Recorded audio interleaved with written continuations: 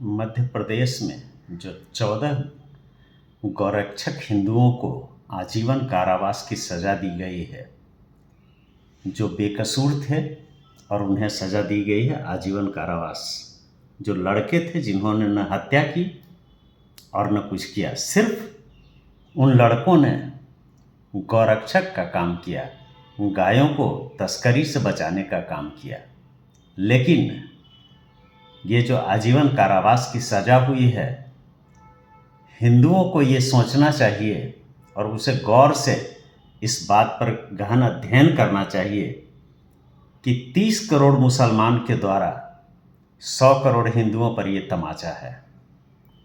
बिना हत्या के, बिना झगड़े के एक आदमी, एक मुसलमान के मरने पर 14 गोरक्षकों को आजीवन कारावास की सज़ा दी गई है। इससे हिंदुओं को सतर्क हो जाना चाहिए कि वो किस हद तक हिंदुओं से मजबूत हैं और कानून व्यवस्था, कानून प्रणाली और न्यायिक व्यवस्था, ये सारे हिंदुओं के किस तरह से खिलाफ चल रहे हैं, इसका हिंदुओं को अंदाज़ा नहीं है। कुछ हिंदू लड़के जो आज अपनी जान पर खेल रहे हैं और वही लड़के आज आजीवन कारावास की सज़ा भुगतने के लिए चले गए जेल में। कौन ऐसा हिंदू होगा जो ये काम करेगा? कौन ऐसा हिंदू देश के हित के लिए काम करना चाहेगा, जिसके लिए आज कोई तैयार नहीं है, कोई लड़ने के लिए तैयार नहीं है?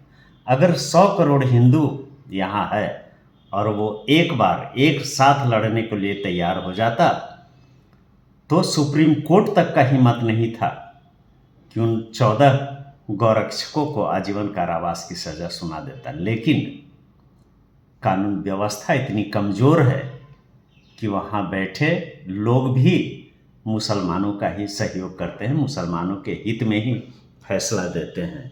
इसलिए मैं सारे हिंदुओं से कहना चाहता हूँ कि संभल जाओ, और अगर नहीं संभल सके तो ये आगाज़ है कि इसके बाद तुम्हारा जीना मुश्किल हो जाएगा, तुम जीने के लायक नहीं रहोगे और न हिंदू रह पाओगे। इसलिए ये 14 लड़के जो जेल चले गए हैं आजीवन कारावास की सज़ा में, अगर उसे छुड़ा नहीं सके तो बाकी जो हिंदुस्तान के हिंदू हैं वो तैयार हो जाना कटने के लिए, मरने के लिए और हिंदू धर्म से दूसरे धर्म में कन्वर्ट होने के लिए।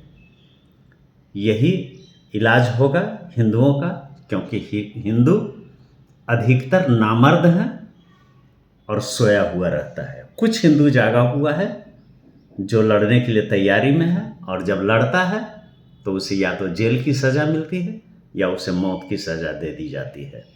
लेकिन अधिकतर हिंदू उसके लिए एक शब्द नहीं बोलना चाहता है। मैं सारे हिंदुओं से यही कहना चाहता हूँ कि अगर हिंदुस्तान में जिंदा रहना है, हिंदुओं को हिंदू बनकर रहना है, तो तुम्हें एक होकर लड़ना होगा, और अगर नहीं लड़ सके तो मरने के लिए भी तैयार रहो।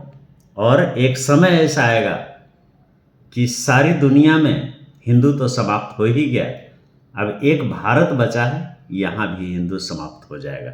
इसलिए एक हो जाओ, अगर नहीं हो सके तो अंजाम भुगतने के लिए तैयार रहना। जय सिया राम।